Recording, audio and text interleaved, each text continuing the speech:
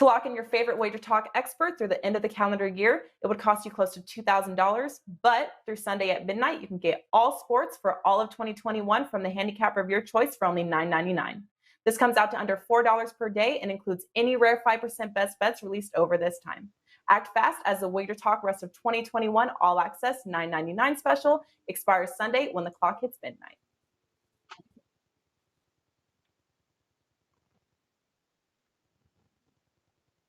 Welcome into First Pitch for Thursday, April 22nd. I am Drew Martin, your host, joined by Dave Koken and Matt Josephs of Sports Memo and WagerTalk.com. We're breaking down tonight's action. We got 4 games plus best bets at the end. First up, Dave Koken, WagerTalk.com, #1 MLB handicapper at WagerTalk for the last 2 seasons. Dave, welcome in. Happy Thursday morning to you. Thank you, Drew. Looking forward to some action tonight. I won best bet. That's all I went with is one game, as my cards continue to be thin, but thin to win's been the way to go for me so far, and we'll see if we can keep it going tonight. Thin to win, I like it. Also thin here, mid-major Matt, thin in looks, but winning on the diamond as well. Welcome in, Matt. How you feeling today, buddy? Feeling good, Drew. Feeling even better after you said I was thin. Clearly, you noticed I've been exercising as of late. But I've got a 4-pack of baseball plays for tonight. A player prop I really like in there as well, and then I've got a rare 4% NBA player prop that I really like. You can get that for $9 over on SportsMemo.com. Check it out, guys. SportsMemo.com. We got first game up here, happy hour special, 6:10 Eastern, 3:10 Pacific start. We're talking the New York Yankees and Cleveland Indians. This one on MLB Network. Diego Germán going for the Yankees. -110 here, pretty much a pick-em price here, Dave. We got Aaron Savale going for the Indians. A good one start of the series here. You interested in getting involved with the Yankees and Indians tonight, Dave? Well, are the Yankees ever going to hit? That's the big question right now. They just gone to sleep offensively. The metrics are just awful for them over the past week. They're not good for the season, but they've been at their worst over the last week. The Indians are no great shakes offensively, but they're superior to the Yankees right now. As for Germán, 18-4 back in 2019, but that's kind of ancient history for him. He's had his struggles since then on and off the field. Certainly the talent's there, and at some point you'd expect him to break out and start pitching like he's capable of pitching, but it hasn't happened lately. Savali's kind of, just a grinder. He's never going to be a top of the rotation guy, but he's facing a Yankee lineup that's struggling right now. To me, the edge here has to be with the Cleveland side. Yeah, Matt, coming to you here, I agree with Dave. The question being, is the Yankees lineup going to hit? It's a lot of swing and miss in this lineup, at least right now. Savale, kind of a grinder, like Dave talked about, 3-0 on the season, 16-5 strikeout to walk ratio, has done pretty decent here. I could see him doing well tonight. Do you think that's enough to back the Indians here, Matt? I don't love the Indians' offense either, and there's certainly the uncertainty with regards to Germán. He's only gone 3 innings so far, so who knows how deep he's going to go. And of course, the Yankee bullpen is a mixed bag in itself. But this is an Indians lineup that's not exactly one I want to rely on. Problem is, as Dave said, I can't rely on the Yankees lineup either right now because, and we'll see as my best bet coming up a little bit later on, they're just not scoring runs right now. And one of the favorite things is you don't want to try and catch a falling knife, so you don't want to be there and try and bet the Yankees in a matchup that they might actually be able to hit. I don't love Savale's stuff. He doesn't have a lot of swing and miss stuff when it comes to his fastball and things like that, but it's a Yankee team that's not hitting right now, so you'd almost rather watch them start getting some success before trying to bet and hope that success starts to come. Yeah, Matt, both of these two teams bottom 5 first right-handed pitchers this season. So maybe not a lot of scoring there in Cleveland. Talking the other New York team here, the Mets versus the Cubs. We're heading down to Chicago, Wrigley Field for the next game up. We got Joey Lucchesi and Williams going here for the Cubs, Matt. It looks like -115 now for the Mets. So it looks like some actual Cubs money coming in with them playing at Wrigley. 9.5 being the total. Looks like the wind is blowing out at 10 miles per hour towards center field in Chicago tonight. You interested in getting involved with the Mets and Cubs tonight, Matt?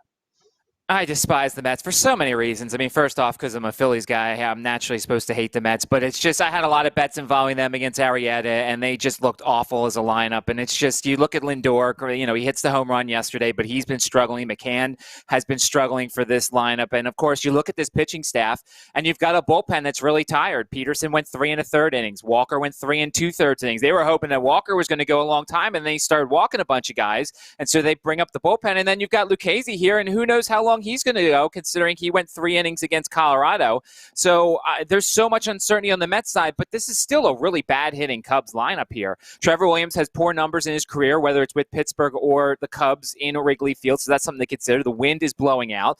Something to note here in terms of DFS, Javi Baez, who knows what he's going to do. He strikes out a bunch and then hits a grand slam homer. He's 5 for 6 with 2 homers in his career against Lucchesi if you want to pay up for him in DFS here. But there's just so much uncertainty. This was an easy pass for me, Drew. All right, Matt's pass it on this one. Dave, what are you thinking here? I mean, Lucchesi only 5 innings pitched on the season, kind of a tough handicap in itself. It's not like Williams has been great either here, Dave. What are you thinking tonight in Wrigley? Well, the Cubs offense has come to life. For whatever reason, they love to play the Mets. They've just owned this team over the past few years. Of course, they didn't play last year, but prior to that, they had done quite well. Trevor Williams is really difficult to handicap because he can be very good at times and he can be really bad at times. His numbers so far this season, actually pretty good. I mean, they're not all-star level or anything like that, but he's been okay so far. The Mets offense isn't doing much right now. I would check the lineup to see if Brandon Nimmo's playing. There is a possibility he might not go. I have not been able to check lineups in the last half hour or so. I don't know if they're available yet. As far as Lucchesi's concerned, look, he's a guy who got by with deception early in his career with that funky windup he's got. But I think big league hitters have seen enough of him now, so they're not fooled by that anymore. And it's been a case of diminishing returns on Lucchesi. He's the back end of the Mets rotation. Not a lot of faith in him. A little surprised to see the Mets favored by as much as they are, considering the trouble they've had with the Cubs, the fact the Cubs are hitting the ball right now. And I think I'd give the edge to Trevor Williams here. So from my standpoint, I would be looking at the Cubs in this one. Yeah, Dave, it looks like the market agreeing with you with 15-cent move here towards the Cubs as we're talking right now from the opener, guys. We got 2 more games here in Best Bets. Shout out to the chat box first. We got Rara, Jessica, Abby bringing it here. Good morning to you guys. Vic Matt saying always excited to hear from the legend, Smoking Dave Koken, as am I. He's always bringing the goods. Mid-Major Matt on board as well. So, John, welcome in.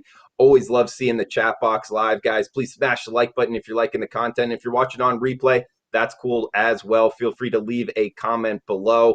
We got next game up here. We're heading out west. It looks like 8:10 Eastern, 5:10 Pacific start. This game on YouTube. We got the LA Angels and the Houston Astros. Alex Cobb, Christian Javier. Dave, interested to get your opinion here with the Astros now laying about -125, total of 9. Alex Cobb's been good, 17 strikeouts, 2 walks on the season. And I like this guy, Christian Javier. 8 innings pitched, 11 Ks, only 2 walks versus the Oakland A's last time out. But there has been a break here. That wasn't since April 8th, last time he took the mound. Not sure how much you think that factors in your overall opinion here, Dave, on the Angels and Astros tonight. He got his work at the alternate site. Javier's, I don't know if he's a starting pitcher or not. He's been so far a guy who's very good first time through the lineup. After that, not so good. And again, it's somewhat of a small sample because he hasn't been a major leaguer for all that long. But the pattern seems to be somewhat established. So he might be a guy who's more suited for the bullpen. We'll have to wait and see on that. And he's facing an Angel lineup here that is just tearing the cover off the ball. I mean, this offense is a monster right now, primarily because of the 2 and 3 guys. I mean, obviously Fletcher causes problems at the top of the order because he never strikes out and he gets on base. And then you've got Trout and Ohtani, and I mean, that is just a lethal combination. So he's got his work cut out for him here. Alex Cobb's really interesting. This is a guy, if you turn back the pages to the early part of the decade, he had the thing, which was his splitter. And then the injury situation started. And it really looked like Alex Cobb had, pretty much was just a guy. End of the rotation filler. Something's changed, though. He's got his stuff back again. And he's really confident now in that splitter. He's throwing it 45% of the time. That's more than anybody else in baseball. So it is definitely his number one pitch right now. If you look at Cobb's numbers, you'll see, mid-4 ERA. But I think it's misleading. He's pitching a lot better than that. And he's going against the Houston lineup that isn't hitting at all right now. I mean, the Astros offense is in complete hibernation. They got off to that great start, beating up on the Oakland A's. And since then, nothing. They do have a couple of their big bats back, but they didn't do anything in the Seattle series. This is just not a team right now that's producing. WRC plus over the last week for the Astros, 40, which is absolutely horrible. I didn't know what to do with the game. I like the Angels some. I like the under some. I didn't want to make two bets on the same game because it's just not my nature to play heavy. And I just couldn't make up my mind on the side of the total, so I ended up passing the game completely. If I had to pick one, I think I'd go with the total because Javier, probably a good bet to do well one time through the lineup. And Cobb, I think, is kind of under the radar go with right now. So I would lean under the first 5 in this game. And I might regret not playing it, but betting's full of regrets. I like the breakdown, David. Yeah, I read an article on FanDuel about Alex Cobb and his usage of the split finger there and how he's bet on this season. I mean, 17 strikeouts, 2 walks. He's kind of found it again here. But Matt, what are you thinking, Angels and Astros tonight? Yeah, he's a guy that if you don't want to pay up for Walker Buehler on the DFS site, certainly you could go with Alex Cobb here and get a bunch of strikeouts. A couple of things to consider here. Yordan Alvarez is going to be his first start in a while because they couldn't use him in the Colorado series because it was in Colorado, and of course he was in the COVID situation as well. And so that is a big bat, but they still will not have Jose Altuve, which I think is a factor. They've tried McCormick at leadoff, they've tried a couple of other guys, and they just couldn't get a lot going there. So I feel like as long as Altuve's out, you're going to get a lineup that just is not as solid, or it's not going to be able to manufacture as many runs. And as you guys talked about with Cobb, I mean, the strikeouts are there. The problem is that when he's actually getting hit, there's some runs that are coming across. So it's really, is he going to continue to get the strikeouts, or are people going to continue to score when they start hitting his stuff? When it comes to Javier, I mean, what Dave said is pretty true about him with regards to the first time through the order. The Angels have the 4th lowest K rate against right-handed pitching in the league. So I don't know how many strikeouts Javier is going to go and get. You might want to look at potentially maybe the under on his K prop here. I lean to the Angels, especially in the first 5 innings. I think that they certainly do not have the bullpen advantage here. I don't like the Angels bullpen very much here. So I took a little bit of a shot with the Angels plus a half when it comes to the first 5 innings because they have the better offense and they have the better starting pitcher. So why not take advantage of it in the first 5? All right, Matt. Guys, we got one more game, best bets as well, and plus the Asian quick pick from Tokyo Brandon video coming up as well. Last game here, the nightcap, the solo 10 o'clock Eastern, 7 o'clock Pacific game here, Matt. We got the San Diego Padres and the LA Dodgers, seeing the Dodgers now as high as minus 180, minus 185 at the opener. So heavy price tag here on the LA Dodgers. Looks like 7.5 being the total in Dodger Stadium. Weathers versus Buehler. 2 good pitchers here, Matt. Young guys throw real hard. What do you think happens tonight? Padres versus the Dodgers in the nightcap, Matt? Yeah, obviously a lefty going against the Dodgers, you're potentially looking at the opponent here, but I'm a bit worried about Weathers going against the Dodgers for the second straight time. Not only that, he needed over 70 pitches in 3 2/3 innings the last time that he faced the Dodgers. The only hit that they got off of him came from McKinstry, and Betts and Smith had the walks here, but they got their first looks at him, and I feel like this is the type of a veteran lineup here that's going to make the adjustments the second time around. With regards to Walker Buehler here, I'm a bit concerned with his strikeout rate. I mean, only 4 strikeouts in all 3 of his starts so far. This is a guy that's overpriced, I think, in DFS, and for that reason, I wouldn't play him in any of that stuff. I mean, obviously, he's probably going to get the win tonight. He's probably going to put up a couple of good innings, 6-7 innings. You look, Eric Hosmer, 2 for 16, 5 strikeouts in his career, but Fernando Tatis is 3 for 10 with 2 homers. Just a couple of guys to note there. And San Diego has the lowest strikeout rate against right-handed pitching this season at 20.1%. So this is going to probably continue the trend of Walker Buehler not striking out a ton of guys. And if you can get a really inflated strikeout number on Buehler, you may want to look at the under unless the juice is ridiculous, because he's just not striking out a ton of guys, and the Padres themselves don't strike out either. Plus, if Weathers doesn't go deep, you're not going to get the 9-hole hitter to strike out a lot. Once Weathers leaves, you're going to start seeing pinch hitters who won't strike out as much. So maybe you want to look at the under for Walker Buehler's strikeouts tonight. Interesting. Yeah, good handicap there in terms of strikeout prop. I mean, Weathers, yeah, I doubt that he actually bats at least more than one time, Matt. So that's a good look there. Dave, what are you thinking here? Padres and Dodgers in the nightcap. Well, let's talk about the Padres first, who have stopped hitting. They had a terrible series against the Brewers. I think they scored 3 runs in the series. So their offense is going to sleep. And you got to hit if you want to compete with the Dodgers, because containing the Dodger offense for 9 innings is a really difficult thing to do. Even without Bellinger, it's still a tremendous lineup. So that's definitely a concern for San Diego. And some of their guys are just taking bad swings. Tatis is at the top of the list. I think I mentioned this a couple of days ago when I was on. He looks like he's trying to drive everything into the ocean. And you got to use the whole field. He's not, to me, Tatis is not a guy who's serving himself best when he's trying to launch everything. I think he should be more of a gap-to-gap guy. He'll hit his home run still, but use the whole field. And he's not doing it right now. And there's some of the other hitters in the lineup also are looking a little bit feeble. So it's been a bad week for the Padres. And now they have to go in and face L.A. That's no picnic. I like Weathers. There's a lot of responsibility now for Weathers because it looks like Lamet's hurt again after 2 innings. And I don't know how much longer the Padres can keep Chris Paddock in the rotation because he's just not getting the job done.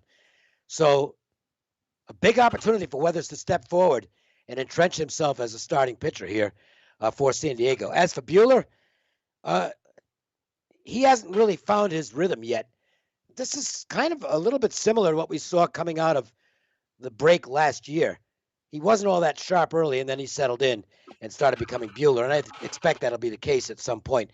But there are some numbers that aren't real good so far. Hard hit percentage is 44%, which is really high. So he's not quite where he's supposed to be yet. Nevertheless, with the Padres not swinging the bat, and I do like Weathers. I think he's a pretty good young pitcher. I think you could see an under early on here. So I'll go that way. First 5 under between the Dodgers and the Padres. It's not a play I considered adding to my card. It's just an opinion. Okay. Pitcher's Park, light wind at night. I could see it as well, Dave. Good breakdown there, guys. We got best bets coming up, but first we're going to throw it over to Tokyo Brandon for the Asian Baseball League quick pick for tonight. Take it over, Tokyo Brandon. Tokyo Brandon here with Wager Talk, and today's Japanese baseball quick pick. The Seibu Lions travel to Sendai to take on the Rakuten Golden Eagles. Wakui gets the start for Rakuten while Takahashi gets the start for Seibu. Both pitchers having a really good year so far this year. But if you dig a little deeper, you'll see that Takahashi has terrible numbers against Rakuten. And so far this year, the Rakuten Eagles have the better bullpen and the better lineup. Plus, they're at home. Take Rakuten on the 3-way money line. That's the bet for tonight. Thanks, guys. Thank you, Tokyo Brandon. Now time for best bets, leading off here with Dave Koken, the #1 MLB handicapper each of the last 2 seasons at WagerTalk.com. Guys, you're going to want to check him out. Expert page, Dave Koken. Dave, where are you going tonight for best bets? Pretty enthused about Alex Cobb and his return to possible prominence with the Angels. Javier, as we mentioned, very good first time through the lineup numbers, so he could be a bit of a tussle for the Angels early. Second time through, maybe not so good, but total's reasonably high. The Astros not hitting at all right now. I will take the under 4.5 for the first 5 innings. Almost made my card. It did not. I only went with one best bet today. And I do have an NHL best bet up for Friday, by the way. First one of those I've had in a while. So this isn't an actual selection, but for the purposes of the show, I'll make it the best bet, and we'll see if we can get a winner with the Angels and Astros first 5 under 4.5. First 5 At under 4.5 even from money, Dave by the way. Koken. Even money, not having to pay anything to get involved here, guys. Thanks for that, Dave. We also got mid-major Matt here, guys. What are you going for best bets, Matt? So the Yankees, they continue to struggle offensively, and there is under 4.5 for their team total is what I found. It's minus 140, so there is a little bit of juice. There are some 4s out there. If you feel more comfortable, you just might potentially get a push there. But the Yankees have gone under this number 8 straight games. They've gone under this number 12 times overall. Cleveland's bullpen's 1 and 2 with a 3 ERA. If Savale goes 6, I feel comfortable with a lead, or if it's a tight game with the 7, 8, 9 inning guys. And the Yankee hitters haven't seen Savale that much. The max is 3 at-bats. So I'll take a shot that the Yankees continue their slumber, and I'll take under 4.5 at minus 140, or if you see 4 and potentially get a push there. But under on the team total for the Yankee runs for tonight. All right, Matt. Check Matt out at sportsmemo.com for best bets. I'm heading to the nightcap. We talked about it briefly here. We got the Padres and Dodgers 10:10 Eastern start on MLB Network. Weathers versus Buehler. We talked about it earlier. Buehler, the strikeouts aren't there. I actually have him circled as a fade candidate here. So not wanting to lay minus 170. The market telling us that the Dodgers are supposed to win this game 64% of the time. I don't see it. I like the underdog here. Padres plus 155. Weathers on the hill. Former first rounder here, guys. Only 21 years old. Last time out versus the Dodgers, just under 4 innings pitched, only giving up 1 hit. Plus the fact the Padres have the better bullpen here. So even if he doesn't go deep, I think there's an advantage towards the Padres side. Yes, the Padres haven't been hitting the ball that great, but actually the Dodgers last 7 days, not hitting the ball that great either, with just a 68 weighted runs created plus number. So laying a huge number here with the Dodgers, I have no interest in. I think the Padres able to turn it around with a big plus price, plus 155, risk 100 to win 155 if the Padres finish on top. So best bet recap here. I'm on the Pods plus 155. We got Dave Koken, Angels, Astros, first 5 innings under 4.5. Matt on the Yankees team total under 4.5, and Tokyo Brandon there in the Japanese baseball quick pick play, the Eagles on the 3-way money line. So best of luck if you're out there tailing. Huge shout out to the chat box again, Joshua, Paco, Mixed Bag Post, Andy, Brinsky Bro, all you guys. Welcome in. Thanks for joining us live. Again, if you're watching on replay, that works as well. Please smash the like button, guys, if you're liking the content. And we'll be back tomorrow, Friday's edition here on the Wager Talk YouTube channel, 1:45 Eastern time. So come back and join us. Best of luck with your bets until then, guys. Thanks for joining in.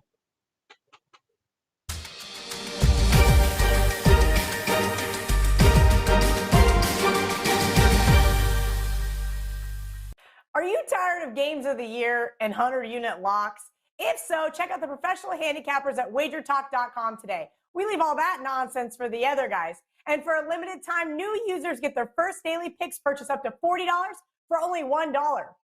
$1? Whose idea was that? Johnny Detroit? I guess so. To redeem this special, just go to WagerTalk.com, choose a handicapper and their picks package using coupon code TRYWagerTalk when checking out.